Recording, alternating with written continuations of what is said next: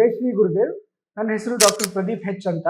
ನಾನು ಆದಿಚುಂಚನಗಿರಿ ಆಸ್ಪತ್ರೆಯ orthopaedic ಡಿಪಾರ್ಟ್ಮೆಂಟಲ್ಲಿ assistant professor ಆಗಿ ಕೆಲಸ ಮಾಡ್ತಿದ್ದೇನೆ. ಇವತ್ತು ನಾವು ಮಂಡಿ ಕೀಲಿನ ಸವೆತದ ಬಗ್ಗೆ ಒಂದು ಸ್ವಲ್ಪ ಮಾಹಿತಿಯನ್ನು ತಿಳಿದುಕೊಳ್ಳೋಣ.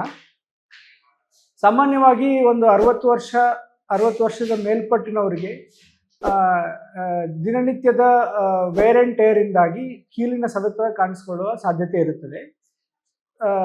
ಈ ಕೀಲಿನ ಸವೆತ ಸಾಮಾನ್ಯವಾಗಿ ಬರೋದು ಮಂಡಿಯಲ್ಲಿ ಮತ್ತು ಸೊಂಟದ ಕೀಲುಗಳಲ್ಲಿ.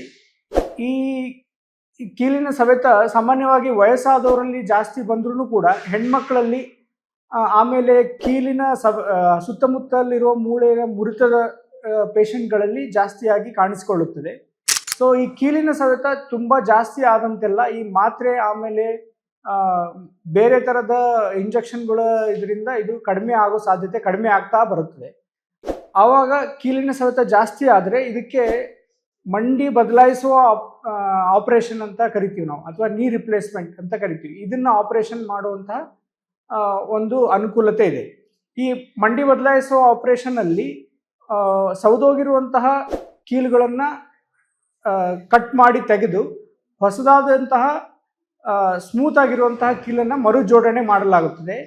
ಇದನ್ನು ಮಾಡಿದ ನಂತರ ಅತ್ಯಂತ ವೇಗವಾಗಿ ಗುಣಮುಖರಾಗ್ತಾರೆ ಪೇಷಂಟ್ಗಳು. ಆಮೇಲೆ ಮರುದಿವಸವೇ ನಾವು ಪೇಷಂಟ್ನ ಅವರ ಕಾಲ ಮೇಲೆ ನಡೆಯುವಂಗೆ ಮಾಡಬಹುದು.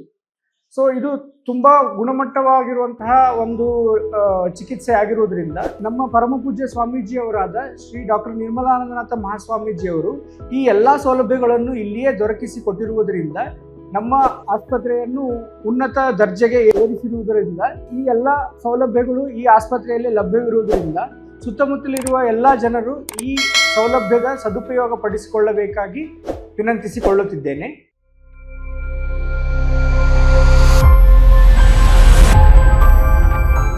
ಆರೋಗ್ಯ ಸಂಬಂಧಿಸಿದ ಹೆಚ್ಚಿನ ಮಾಹಿತಿಗಾಗಿ ಆದಿಚುಂಚನಗಿರಿ ಹಾಸ್ಪಿಟಲ್ ಯೂಟ್ಯೂಬ್ ಚಾನೆಲ್ನ ಸಬ್ಸ್ಕ್ರೈಬ್ ಮಾಡಿ. ಹಾಗೆ ಫೇಸ್ಬುಕ್ ಮತ್ತು ಇನ್ಸ್ಟಾಗ್ರಾಂನಲ್ಲಿ ತಪ್ಪದೇ ಫಾಲೋ ಮಾಡಿ.